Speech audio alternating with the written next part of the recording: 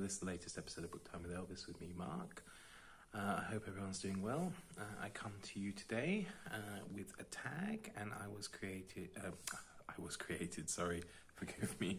I was tagged by Gina Stania, and it is the Ex-lurker Tag, and this was created by Kate Luna. Okay, so question one. What had been stopping or is stopping you from leaving comments or starting a booktube channel? Well, basically nothing, but it did take me a while to kind of start my own channel, primarily because I wasn't sure that it was open to people my age. Every time I, searched for videos about books, I kept getting all these kind of, forgive me, teeny bopper kind of young people's, channels popping up, and it just didn't look like my cup of tea at all. I'm not someone who reads a lot of youth books, and I just didn't think there was much out there for kind of, middle-aged males. But I just thought I would give it a go, so I did, and I somehow landed into this lovely community that I'm in, and I'm thoroughly enjoying it. Number two, you've left a bunch or a million you've already left a bunch of comments under booktubers videos. Do you remember the very first comments you've left, and did you get any reply?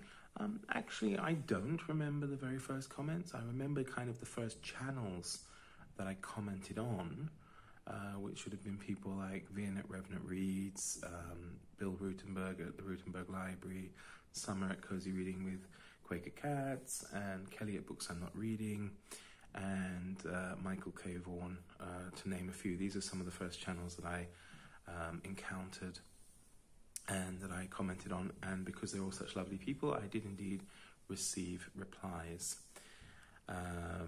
So that was good, and that of course encouraged me as well to keep going. Number three, pick a book which you've read because of the booktubers review. It has to stand out and be one you either loved or hated with a passion. Well, I'm still fairly new to it, and I didn't watch many booktube videos prior to making a channel.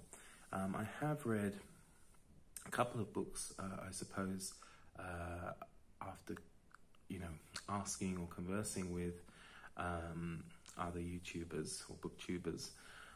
One that I did read recently that I enjoyed, which was a recommendation either from Bill Rutenberg or Vin at Revenant Reads, because I asked them about the American Civil War and to recommend any fiction or non-fiction regarding that topic, and one of the recommendations was North and South by John Jakes, and I've read the first book in that trilogy, and I thoroughly enjoyed it. I found it really interesting, really fascinating, and it's not really a subject I know a lot about, but it's certainly one I'd like to investigate further. Number four, tell us a bit about the book you're currently reading. Is it any good? Could you read a passage from it which you loved or found ridiculous? Well, yeah, I mean, this is going to sound a bit repetitive perhaps, because I've talked about it in the last couple of videos, because of course I'm currently reading it, and that's The Liar's Gospel by Naomi Alderman. And I'm almost finished. I've really got a very little bit to go, and it's turned out to be a really big surprise for me. It's certainly outside of my normal comfort zone, my reading comfort zone.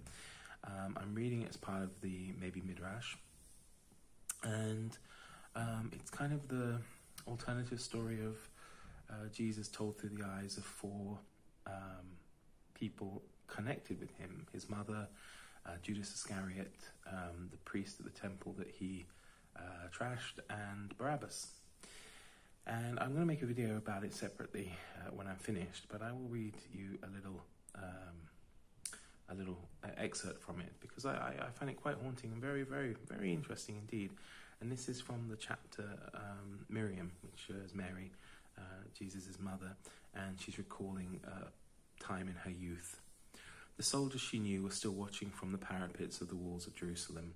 No man could be cut down until the prefect gave leave. And these men would rot here, and the flesh would be eaten from their bones by the birds and the swarming things of the air. For all that, those who still had tongues in their heads pleaded for mercy. For a sponge to their brows, or a swift sword to their throats. They cried for their mothers, she remembers. This was where she learned that all dying men call out for a mother, no matter what they said or thought before. Do not look up, her father whispered to her. Do not stop, do not hesitate. Look down, walk on. So she walked through the valley, beshaded by the screaming trees. This was the message of Rome to the people of Israel. So there you go. Haunting stuff. Okay, next question. Do you keep a reading journal? Not really. I do kind of keep a journal of thoughts and things that I do, throughout the day. Not specifically just dedicated to books and reading.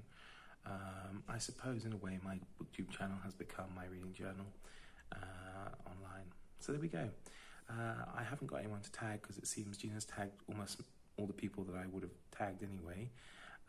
So of course if you're watching this and would like to do it, it's the cop-out, I know, but feel free to do so. So thanks again, Gina, and thanks everybody for watching, and I look forward to seeing you all soon.